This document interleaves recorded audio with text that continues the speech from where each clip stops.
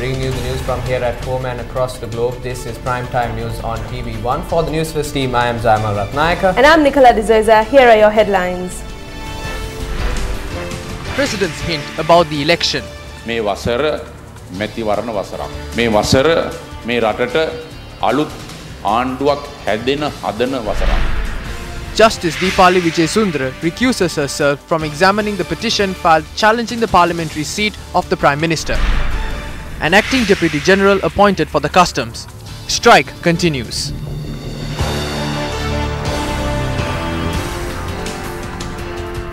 President Maithripala Sirisena stated this evening in Colombo that this is the year where a new government will be established. Of the newly built office of the Sri Lanka Freedom Party in Punchiborala was held today with the auspices of President Maithripala Sirisena. මේ වසර මැතිවරණ වසරක්. This is a year for election. This is a year where a new government in the country will be formed. Our aim shouldn't be on winning over another party or a leader. We should now be able to identify opposing forces to the country and the people and defeat them. We have yet failed to defeat fraud and corruption. They are even stronger at present. Drug smuggling and other illegal deals have flooded the nation in every corner. Some may question, you are the president, you are in control of the police, why can't you change them? They can't be simply changed in the course of 24 hours. It's not even 2 months since I took the police under my control. During that time, I made many internal changes. The corrupt forces of this country have major power in their hands. I most respectfully invite every patriotic citizen of this nation to join forces to eradicate these corrupt forces and drive the nation to a much prosperous future. The President also stressed upon the need of a new driving force. We have to keep in mind that we cannot continue this journey with selfish individuals who doesn't love the country but is only concerned about their personal benefits. We have to defeat these corrupt forces. We have to be vigilant of foreign representatives who are here to destroy the nation. Those who are here to destroy our cultural heritage have already interfered with the politics, government and the development of this country. We should be able to identify them.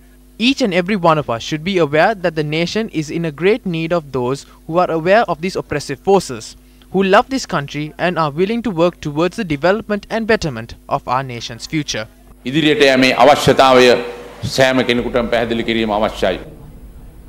Acting President of the Court of Appeal, Justice Deepali Vijayasundara, recused herself from examining the petition filed challenging the parliamentary seat of Prime Minister Ranil Wickremesinghe, citing personal reasons.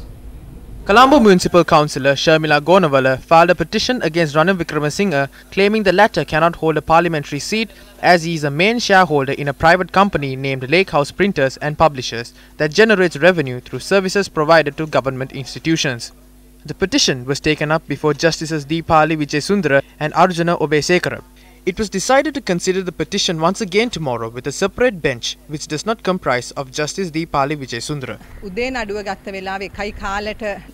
The case was heard this morning and was then adjourned till 1:15 in the afternoon. Justice Vijayasundara then stated that she will no longer participate in the hearing of the case. Therefore, the case was adjourned till tomorrow morning to fix dates for future proceedings. We are claiming that Ranil Wickremesinghe cannot hold a parliamentary seat as per the constitution. Accordingly, all privileges he received as an MP must be recovered. He must be withheld from representing himself as an MP and voting in parliament.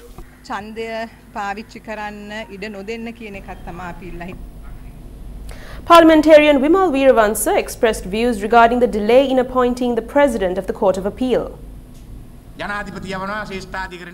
The President nominates names of judges for the Supreme Court. Karu Jayasuriya, the Prime Minister and the Constitutional Council refuses these names if they are not one of their NGO goons. The name is resent and it is rejected. Now for the President of the Court of Appeal, the most senior judge has been nominated. It was rejected twice.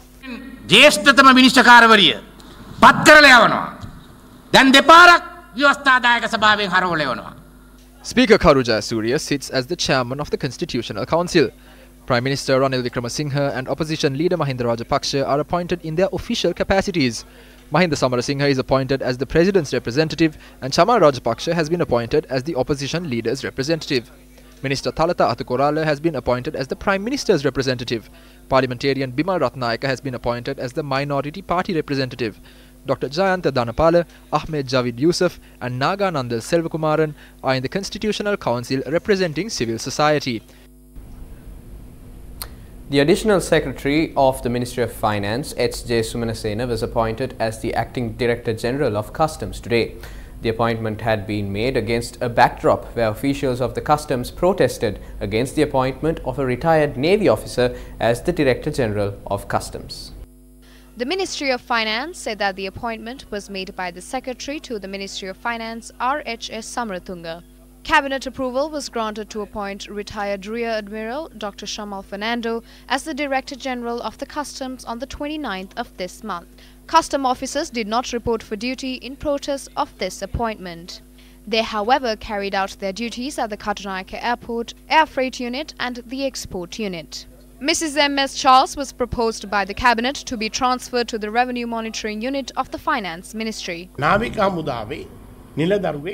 The President has made a recommendation stating that this appointment should not be made as it would set a bad precedent. The opposition see this as an attempt to suppress the recommendations made by the President and to take the state sector institutions under someone's purview.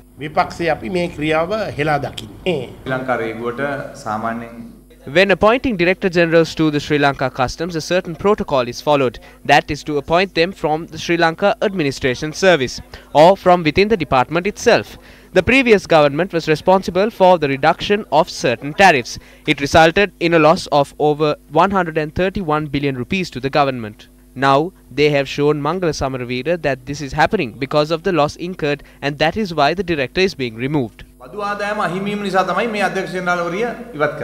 The Customs Union stated that they will continue the strike until the former director is reappointed. Secretary Vipula Minuan Pitya further stated that even though the strike continues, operations at the airport, Air Freight Unit and the Export Unit will function. Department of Inland Revenue should remember that the same attempt was made by the government. These appointments are mere gifts presented by the government. This is the result of the relationship between Mangala Samaravira and the Defence Secretary. We now focus on several views expressed regarding foreign intervention.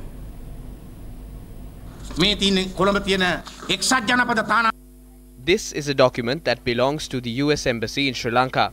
According to this document, on the 16th of May 1995, it was decided that around 10 to 12 security officers will be sent to Sri Lanka to train local security forces. During their stay, these foreign officers must be granted diplomatic immunity. On the 26th of August 2018, this condition was revised. According to the new section, local police or army officers do not have the authority to examine the foreign security officers or the vehicles they use. No tender process is followed when awarding contracts. The transactions take place according to US laws. Further, they had requested a Singaporean company to conduct a study on a 33,000-acre land in Trincomalee. The report on the study had been handed over to the Prime Minister Ranil Wickremesinghe. The Trincomalee port and Colombo port have been connected through a special economic path. This path is being controlled by US law. What will happen if this line is placed across 7 districts? How can we go forward? The Foreign Exchange Act was amended prior to this. Now, black money can be brought into and taken out of the country, unknown to the central bank.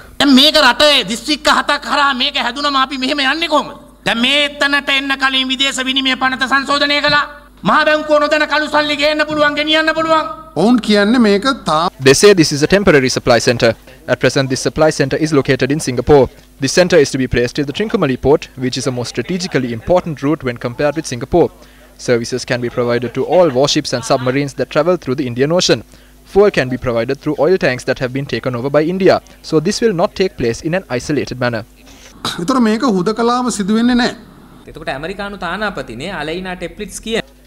US Ambassador to Sri Lanka Elena Teplitz previously stated that such exchanges utilizing the Katunayake International Airport and Trincomalee Port took place twice during August and December last year. The government should issue clear statements regarding such matters. Why did the government refrain from disclosing such information until foreign media and ambassadors in Sri Lanka reported it?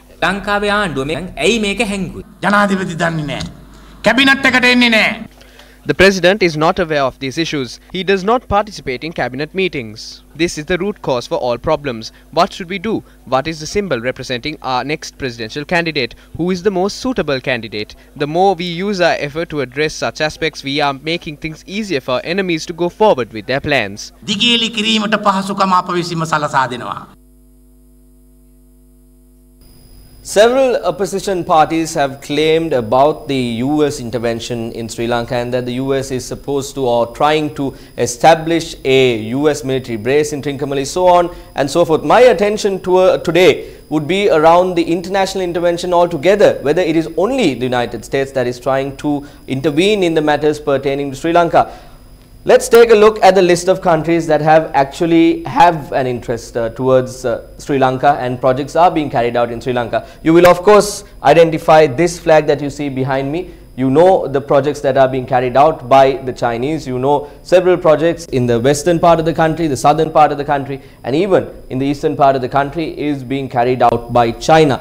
Now, whether the Chinese intervention towards Sri Lanka is done solely based on a goodwill basis, or whether it is done so that China can advance itself in the region, is up to the general public to decide. Let's move on to the other country. You also know that India also has several major projects that are being carried out in the north as well as in the south, and there are discussions. The Prime Minister of the country has hinted on several airports, especially the Palali airport, discussions about them, and the Mattala airport being given to India for different reasons. So 3 countries we know now that are having certain projects that are being carried out in Sri Lanka: USA, China and India. When you move on to see the other countries, you also see in the recent times in the newspapers, we saw that Japan is also interested in carrying out certain joint ventures in Sri Lanka, especially in the Trincomalee area with regard to certain new ventures that are being done together with India. So we also know that China,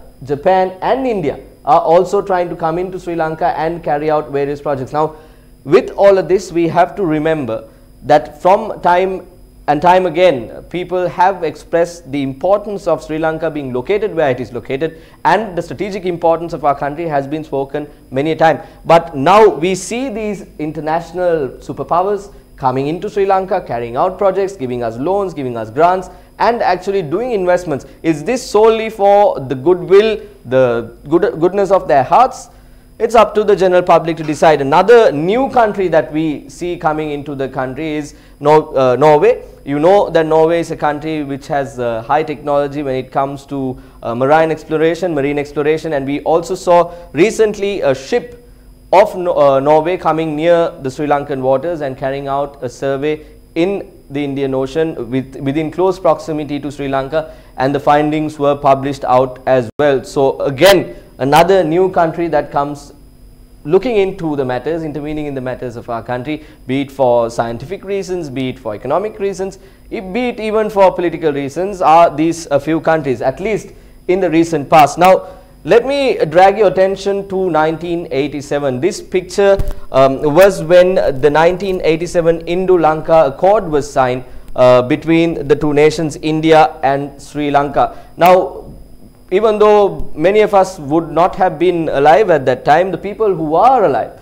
would remember the situations that transpired. That this picture also says a big story when matters with India and Sri Lanka were in a troubled state. Now, with what happened, the 1987 Indo-Lanka Accord, did Sri Lanka end up to a level where it was under India, a colony of India, so to say, is once again up to the people who were alive at that time and people who have read up on the subject to understand and determine. Now, we also remember, this was reported on the Hindu back then, how IAF dropped relief supplies over Jaffna back in the day. So these matters took place.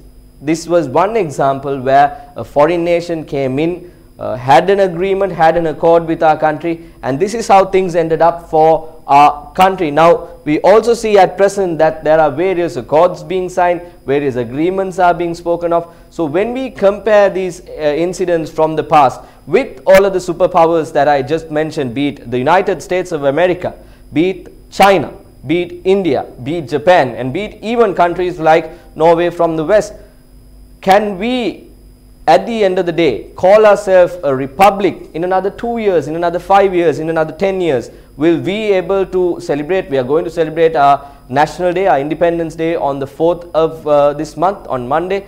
Will we in another 10 years be able to call ourselves an independent republic?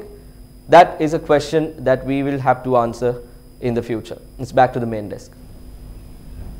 We thank Chaturanga Hapuarachi for that comprehensive update regarding foreign intervention in our country. In more local news now, Court of Appeal Judge Janak De Silva said that the decision pertaining to the contempt of court case filed against former Chief Minister of the Northern Province, C.V. Vighneshwaran, and 2 others will be granted on the 13th of next month.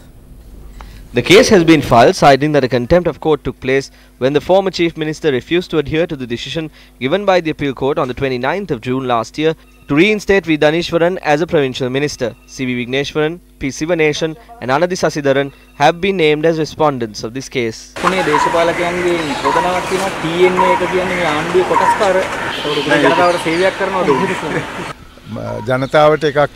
They say they serve the people, they do something else when they come here. That is why I left the TNA and formed another party. What can I say? Based on their behavior, I have to agree with you. According to my knowledge, the people of the North are indifferent about any political party. For years, our problems have remained unsolved. Someone must discuss these issues and provide a solution.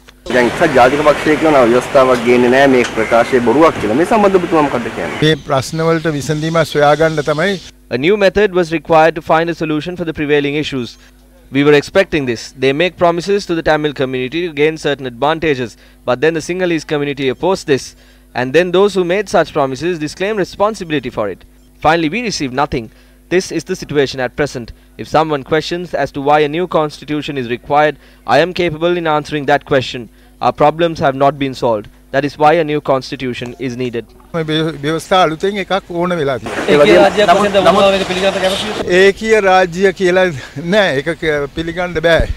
we will not accept a unitary state. To us, unitary state envisages Sinhalese administration.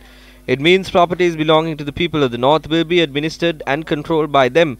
This is why I say that all provincial councils must be empowered to administer activities within their limits. 2 years ago, during a meeting, all chief ministers stated that they were not given sufficient powers to conduct their activities. This is why we are requesting for such powers. However, this request has been misinterpreted. Various statements may be made to deceive the people. The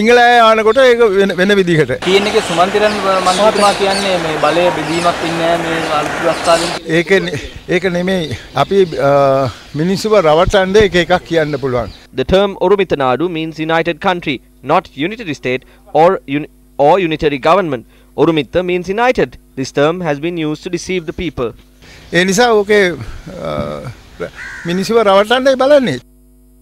When selecting a company to construct the flight kitchen at the Mattala Rajapaksa International Airport, despite a bidding process in place, former chairperson of Sri Lankan Nishantha Wickramasinghe gave the project to a company of his choosing, named Gunatilaka Constructions Private Limited. To date, there is no agreement signed between the airline and the contractor for the construction of the flight kitchen. Testifying at the Presidential Commission of Inquiry on Irregularities at Sri Lankan Airlines, Sri Lankan Catering and Mihin Lanka today, Nalaka Sanjeeva, finance manager at Sri Lankan Catering, stated that though the total cost of the flight kitchen was estimated at Rs 201 million to date, there is no evidence of a contract agreement. Meanwhile, Sunet Gunatilaka, maintenance manager at Sri Lanka Catering, stated that the construction company proposed by then chairman Nishantha Wickramasinghe had failed to build a flight kitchen as per the plan, resulting in unaligned and cracked walls and crooked foundations. It was also revealed that the former Civil Aviation Minister Priyankara Jayaratne owed Sri Lankan Catering ₹292,000 for services obtained for personal functions during his tenure. Now, what has happened to the documents with regard to the drug smugglers? Here's what the Minister of Justice and Prison Reforms had to say. The responsibility of preparing the list of death penalties is with the Attorney General's Department. We got the list from the Prison Department. There are 48. 30 out of the 48 have appealed, so we will consider the details of the remaining 18 and determine if they should be sentenced to death based on the facts. This will all depend on the report they submit. The cases have already been opened. A prison sergeant was arrested this afternoon for attempting to smuggle 20 grams of heroin into the Walikada prison. The Ministry of Justice and Prison Reforms said the suspect was searched when he entered the premises as prison officials felt suspicious over his conduct. Around 20 grams of heroin had been discovered. 85,000 rupees in cash and 2 mobile phones were also found when his bag was inspected. The prison sergeant was handed over to the police for further investigations.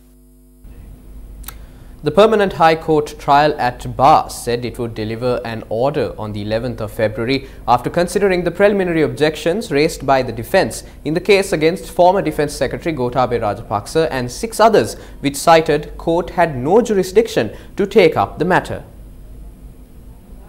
Deputy Solicitor General Dileepa Peiris, appearing for the prosecution, pointed out the defence is making attempts to prevent the case from being taken up daily by presenting objections. He added, if there were any objections, they should have been filed with court at the initial stage of the case, and it is the responsibility of the defence to do so.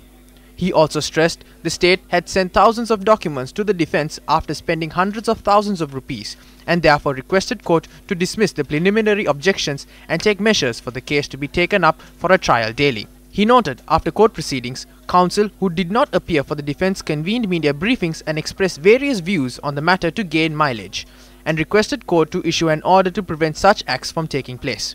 Justice Sampath Abekun stressed court accepts the fact that such acts could have the influence on the evidence to be delivered clearly by the witness. Noting he believes all would respect court, the justice said if one fails to do so, the court has the right to issue a required order. The inauguration ceremony of the certificate course in sales and marketing conducted by the Maharaja Institute of Management was held at the head office of the Capital Maharaja Organization today. Top officials of the Capital Maharaja Organization and newly enrolled students, industry experts and several other dignitaries attended the event. The duration of the certificate course in sales and marketing includes 1 month of the job training. You are able to make a sale when you satisfy somebody's need. Can you sell anything to me unless I want it? Either I already want it or you have to make me want it. To be a good, forget about the cost part of it, but to be a good marketing person, you need to be analytic. And what is analytic?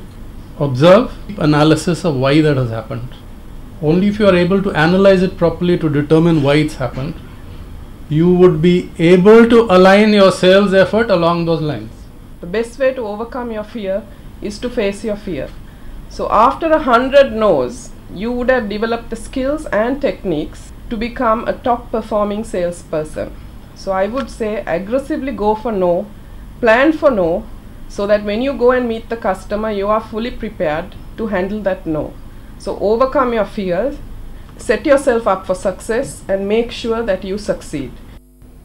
Another phase of the promotional activities for the Sports First Alliance Platinum Awards 2018, which felicitates sportsmen and women who have performed exceptionally well in both national and international levels, was held for the 16th consecutive day today. The promotional activities took place at the Good Shepherd Convent in Nuwara today. Assistant Director of Education for the Nuwara District, Susantha Veerasena, Principal of Good Shepherd Convent, Nuwara, Sister Mary Dilanta de Silva, representatives of the Capital Maharaja Organization and Alliance attended this event. The program included several colourful displays and baseball, rugby and football sports were introduced to sportsmen and women. The Gold Award for the most talented sports personality of the Nuwara district was won by Thai boxer Kasun Kaushalya of the Hanguranketa Palliya Bovela School. Following the ceremony, the Torch of Hope embarked on its journey from Nuwara to Kandy. The Torch of Hope received a warm welcome from the people in the area. The promotional activities will be held in Kandy tomorrow. A 50-year-old was killed in an accident that took place when a bus collided onto a motorbike in Eraur, Batacalo this morning. We leave you tonight with the CCTV footage of the accident. For the Newsfirst team, I'm Nicola De Zoiza. And I'm Zaimal Ratnayaka. Take care and good night.